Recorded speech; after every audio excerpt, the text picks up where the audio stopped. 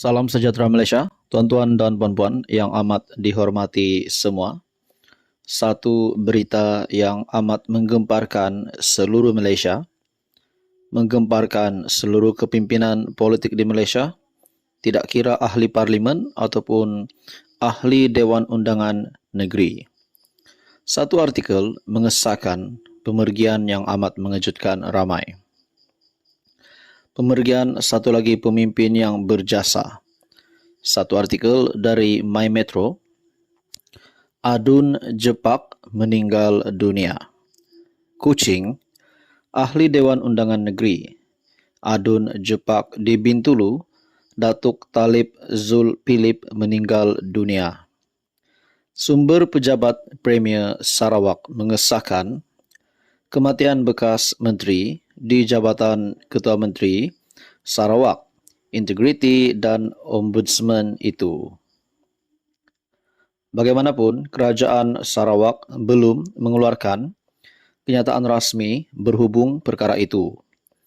Talib menjadi Adun Jepak selama 6 penggal, meninggal dunia 2 hari selepas sambutan hari ulang tahun kelahirannya yang ke-72 yaitu pada 13 September. Ahli Dewan Undangan Negeri Adun Jepak Datuk Talib Zulkifli dilaporkan meninggal dunia di Pusat Rawatan Pakar Norma Kuching pukul 5.50 petang. Artikel pada 15 September 2023. Pemergian Allahyarham yang juga bekas menteri di Jabatan Ketua Menteri, Integriti dan Ombudsman itu disahkan oleh sumber pejabat Premier Sarawak. Bagaimanapun, Kerajaan Sarawak belum mengeluarkan kenyataan rasmi berhubung perkara berkenaan. Talib yang memegang Adun Jepak selama 6 penggal meninggal dunia 2 hari selepas sambutan hari ulang tahun kelahirannya yang ke-72 yaitu pada 13 September. Jenazah Allahyarham dilaporkan akan diuruskan di Kompleks Pusara Islam Semariang pada pukul 7.15 malam sebelum dikebumikan sekitar pukul 9 malam. Pada PRN 2021 Pilihan Raya Negeri, Allahyarham mempertahankan kerusi DUN Dewan Undangan Negeri Jepak dengan 4.243 undi majoriti.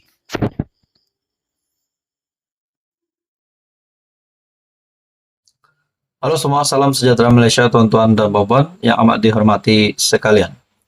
Baru-baru ini kita mendengar kenyataan ataupun komen daripada Khairy Jamaluddin ataupun KJ berkaitan dengan isu yang hangat hari ini, yaitu berkaitan dengan penarikan sokongan terhadap kerajaan perpaduan daripada Presiden Muda, daripada Muda ataupun Syed Saddiq.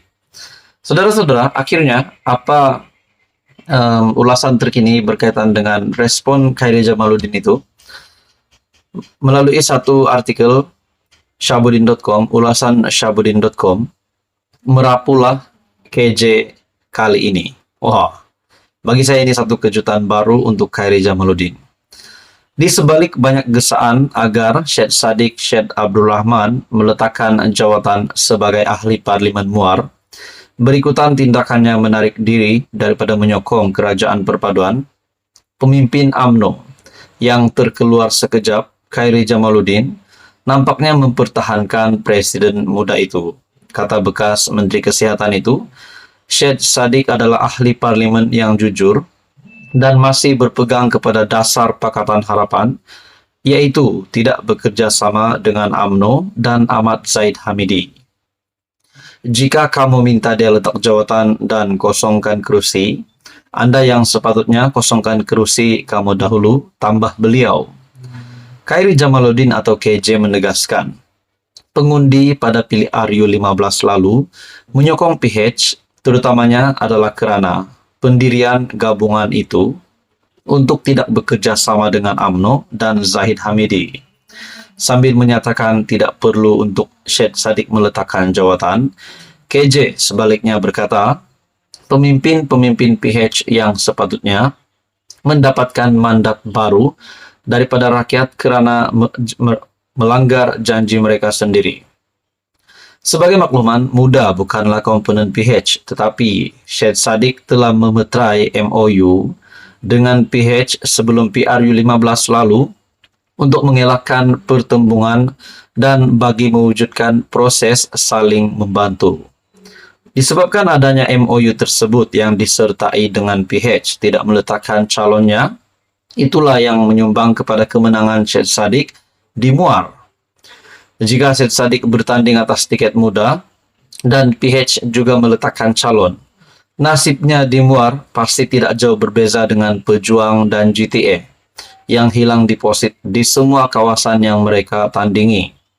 Dengan itu, ikut logik akal apabila Syed Saddiq tidak lagi menyokong kerajaan perpaduan yang ditunjangi PH, menggesanya meletak jawatan adalah sesuatu yang wajar dan munasabah. Setidak-tidak bolehlah sama-sama kita lihat sama ada Syed Saddiq masih boleh menang atau tidak di Muar tiket mudanya. Dalam konteks PH bekerja sama dengan UMNO selepas PRU 15, ia bukanlah bermakna prinsip dan janji pilihan rakyat telah dilanggari. Nah, ini yang perlu didengar oleh ramai orang. Semua orang faham keputusan PRU 15 telah menyaksikan tiada mana-mana parti beroleh majoriti untuk membentuk kerajaan sendiri. Atas kemulut itu dan untuk mewujudkan kestabilan politik yang di Pertuan Agong lalu menitahkan agar dibentuk sebuah kerajaan perpaduan. Dalam proses mendapatkan persetujuan ke arah itu, Mahyadin yang mewakili PN awal-awal lagi selepas menghadap Agong telah membuat pendirian menolak untuk berada dalam kerajaan perpaduan. Setelah PN menolak, apalagi pilihan yang ada buat PH yang memiliki 82 kerusi parlimen ketika itu. Apakah mahu dibiarkan negara tiada kerajaan dan kemelut politik berpanjangan? Cuba ketika itu Mahyadin menyatakan sedia bekerja sama dengan PH untuk membentuk kerajaan perpaduan demi mematuhi titah Agong dan bagi mewujudkan kestabilan politik dalam negara. Apakah kerjasama PH dengan UMNO masih wujud?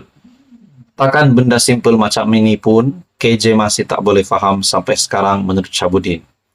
Lagipun kalau Syed Saddiq seorang yang berprinsip dan memang menolak kerjasama PH dengan UMNO sejak awal lagi, kenapa sebelum ini beliau memberi sokongan?